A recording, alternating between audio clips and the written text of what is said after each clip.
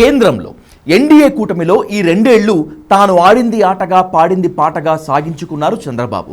TDP కేంద్రంలో 2 cabinet పదవులతో పాటు governor ఇతర పదవులు పొందింది. కానీ ఇప్పుడు సీన్ మారుతోంది.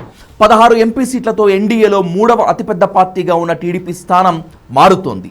ఇన్నాళ్లు టీడీపీ అవసరాన్ని గుర్తించి చంద్రబాబుకి చాలా ప్రాధాన్యత ఇచ్చిన మోదీ, కేంద్ర హోంమంత్రి అమిత్ షాలు త్వరలో వాళ్ళ లెక్కలు మార్చబోతున్నారు. ఇంతకు ముందులా చంద్రబాబు తన 16 మంది ఎంపీలను చూపించి మోదీ సర్కార్ని బెదిరించడం కుదరదు. దీనికి కారణం బీజేపీ టార్గెట్ 360. 5 రాష్ట్రాల ఎన్నికలు పూర్తయిన తర్వాత వెంటనే బీజేపీ టార్గెట్ 360 మిషన్ మొదలుపెట్టింది. ఎన్డీఏ బలం పెంచుకోవటానికి ప్రాంతీయ పార్టీలను చితగ్గొట్టి వాళ్ళ ఎంపీలను బెదిరించి ఎన్డీఏ వైపు లాక్కొస్తుంది.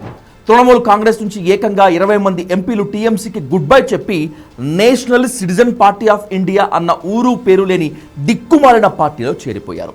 పార్టీ ఫిరాయింపుల చట్టం కింద నిషేధం పడకుండా తెలివిగా ఎన్సీపీఐలో ఆ ఎంపీలను చేర్చి పక్కన కూర్చోబెట్టుకుంది బీజేపీ. ఈ ఎన్సీపీఐ ఇప్పుడు టీడీపీ కంటే ఎన్డీఏలో అతిపెద్ద పార్టీ. అలాగే శివసేన నుంచి మరో 7 ఎంపీలు ఎన్డీఏలోకి వచ్చేస్తున్నారు. అన్నింటికన్నా 22 ఎంపీ సీట్లున్న డీఎంకే ఎన్డీఏకి మద్దతు పలికేందుకు సిద్ధంగా ఉంది. వీళ్ళందరినీ కూడగట్టుకుని బీజేపీ సారథ్యంలోని ఎన్డీఏ త్వరలో పార్లమెంట్లో 2/3 మెజారిటీ 360 సీట్లు సాధించి నియోజకవర్గాల పునర్విభజన బిల్లు, మహిళా రిజర్వేషన్ బిల్లుకు ఆమోదముద్ర వేయించుకోబోతోంది. కానీ ఇటు పొలిటికల్గా చూస్తే కేంద్రంలో బీజేపీ టీడీపీపై ఆధారపడే పరిస్థితిని అధిగమించేసింది. ఇప్పుడు బీజేపీకి టీడీపీ అవసరం ఎలాగూ లేదు. ఎలా పడితే అలా చంద్రబాబు తోక జాడిస్తే మోదీ, అమిత్ షాలు ఆ తోక కట్ చేసి కూర్చోబెడతారు. టీడీపీ 16 మంది ఎంపీల సహకారం లేకుండానే ఎన్డీఏ హాయిగా కేంద్రంలో మనగలుగుతుంది. చంద్రబాబుని మోదీ, అమిత్ షాలు ఇన్స్టంట్ ఫ్రెండ్గానే చూస్తాయి తప్పితే పర్మనెంట్ ఫ్రెండ్గా ఎప్పటికీ చూడవు.